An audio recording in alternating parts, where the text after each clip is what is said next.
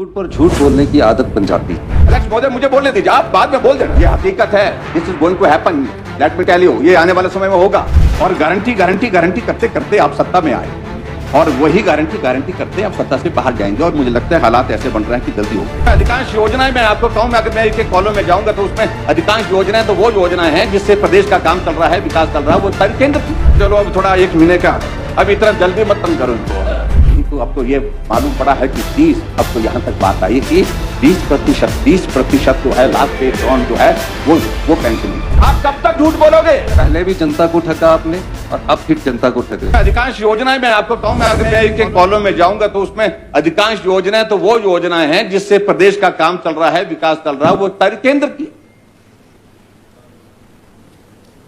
आपका योगदान क्या है?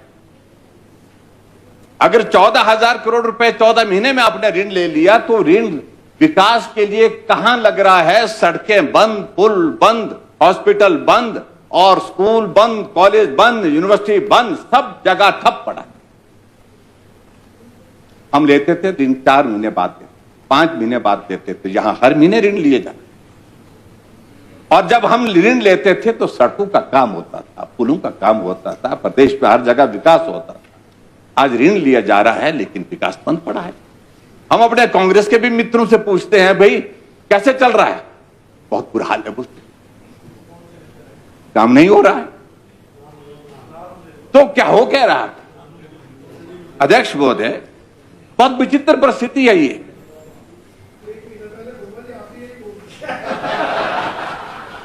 चलो अब थोड़ा 1 महीने का, अब इतना जल्दी मत तंग करो इनको।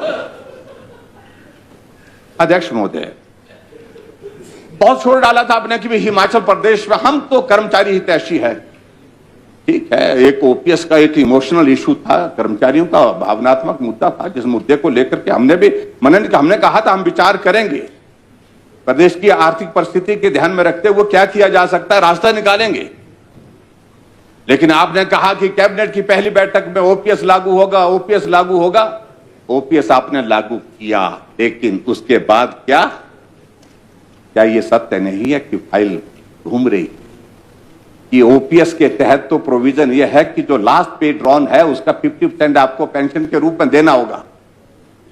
लेकिन यह तय किया जा रहा है 40 नहीं, तो अब तो यह मालूम पड़ा है कि 30, अब तो यहां तक बात आई कि 20% जो है लास्ट पे ड्रॉन जो है वो पेंशन दी जाए।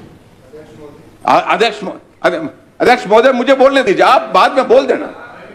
लेकिन आखिरकार ये हकीकत है अध्यक्ष महोदय, ये हकीकत है, ये सच्चाई है। आप कब तक झूठ बोलोगे और कितना झूठ बोलेंगे? अध्यक्ष महोदय, ये हकीकत है इस सारी बात पर, क्योंकि ठाकुर साहब he wants to intervene. Let him intervene. माननीय मुख्यमंत्री महोदय। माननीय अध्यक्ष महोदय, जब सत्ता जाती है तो विचित्र परिस्थिति पैदा हो जाती है।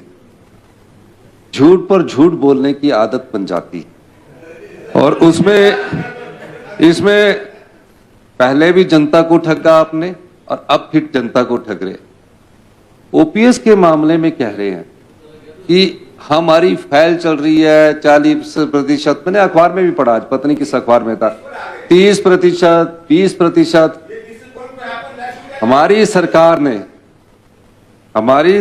ने सरकारी कर्मचारी और अधिकारी जिन्होंने हिमाचल में विकास की गाथा लिखी है, मेरे हर शब्दावली में ये शब्द जुड़े हुए हैं, उनको जो ओपीएस देने का वादा किया था वो हमने लागू किया।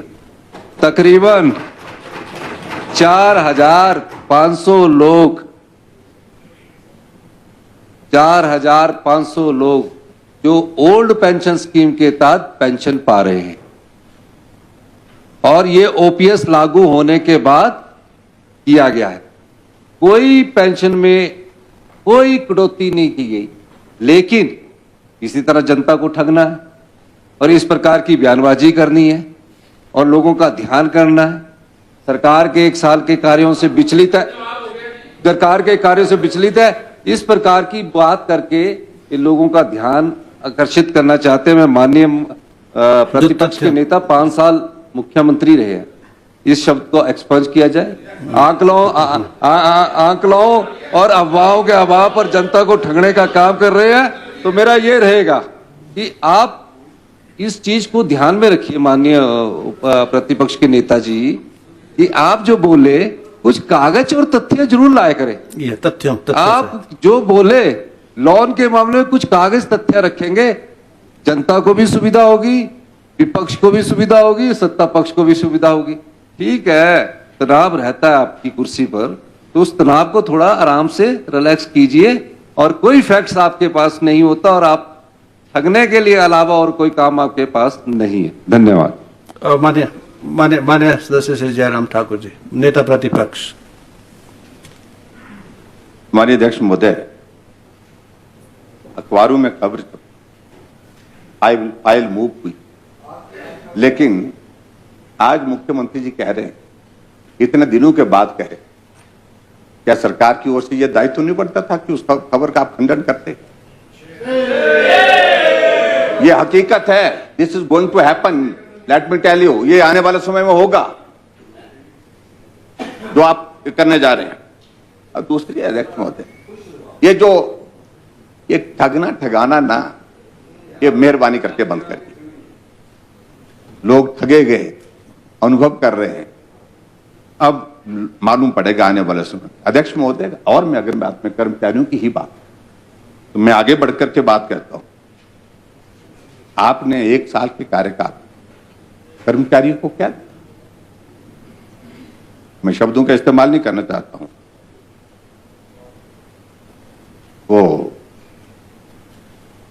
और हमारी सरकार हिमाचल प्रदेश में रही, शुरू के साल में ही मैं ये कहना चाह रहा हूं, महंगाई भत्ते की जो हमने किस्त दी थी, सरकार बनने के बाद 12/1/2018 को 3% दी थी हमने, 1/7/2017 से 31/12/2017 तक, दिनांक 27/10/2018 को फिर से 3% दी थी हमने महंगाई भत्ते की किस्त, और उसमें 1/1/2018 से 30/6/2018 तक ये फैक्ट्स हैं। और उसके बाद 18/2/2019 को 4%, और वो भी कब से 1/7/2018 से 31/1/2019 तक, यानी कि एक फाइनेंशियल ईयर में, एक साल में हमने 12% जो है महंगाई भत्ता किया था। आप कर रहे हैं कर्मचारी हितों की बात, आप कर रहे हैं कि कर्मचारियों का हित जो है सिर्फ आप ही देखते हैं। और उसके बाद अध्यक्ष महोदय, आगे बढ़कर के कर्मचारियों की जो पेंशन भोगियों की अगर हम बात करें, उनके लिए जो हमारी जो पहली साल का जो है 1/1/2018 से 31/3/2019 तक दी गई जो अंतरिम राहत जो है 9/2/2018 को 8% दिया, और 20/8/2018 को 4% दिया, 12% दिया एक साल। और उसके बाद आपके, तो जहां तक मैं आपका तो मतलब हमारी सरकार द्वारा पहले वित्त वर्ष के अंदर ही महंगाई भत्ता और अंतरिम राहत जो अदा की गई कर्मचारियों के लिए, लगभग जो है वो 22% की वृद्धि की थी उसमें, और जबकि आपकी सरकार द्वारा केवल 3%। कितने हितैषी हैं आप? मान्य ठाकुर साहब,